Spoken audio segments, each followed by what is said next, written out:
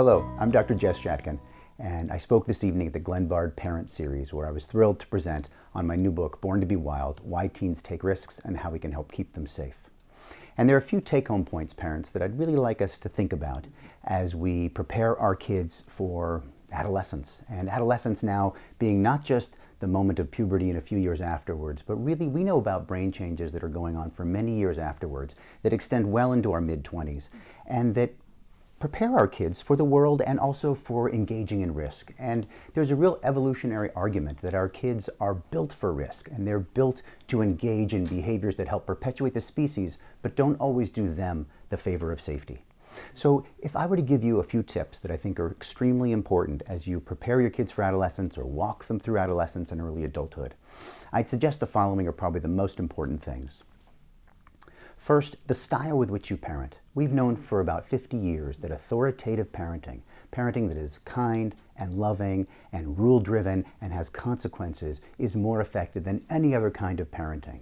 When parents are too permissive or they're negligent or they're authoritarian, which is why, because I said so, the kids run into troubles much more often, not only during adolescence, but also as adults, health problems that have nothing to do with parenting specifically, but the kind of people they become.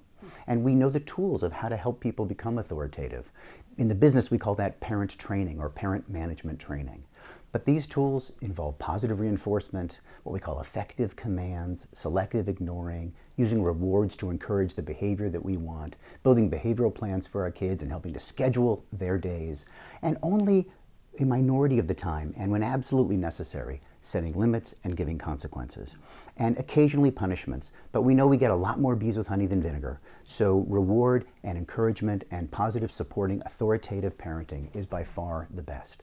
This is extremely important and I can't emphasize it enough. Another thing that really matters is being with your kids, being around your kids, spending time with your kids.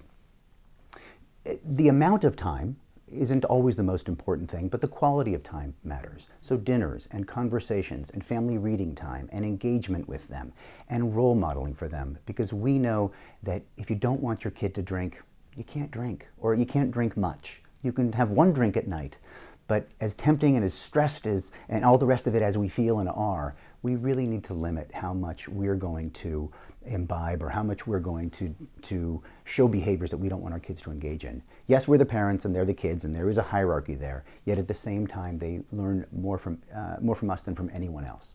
So we really need to role model. And we need to talk through risks with them. We need to not put our head in the sand. In addition to being around them and using these good parenting tools and role modeling, we need to hear from them what the risks are that they're concerned about. We also know the risks because we faced them some generation ago ourselves. So talking to our kids about that, being open with them, and being straight about, well, what are you going to do when you're at the party? Are you going to accept the joint as it gets passed around, or the vape pen as it comes your way, or are you going to have a drink, and what are you going to do? And how would you say no if you didn't want to do that? Or what would you do instead? And these are the kinds of things that kids need to hear from us about. Believe me, parents, although they will lie at times, your kids don't want to lie to you. They really want to have a connection with you. Your relationship with them matters more than any other relationship. Their whole life, they'll be glancing up to see if you're watching. And they're looking right now.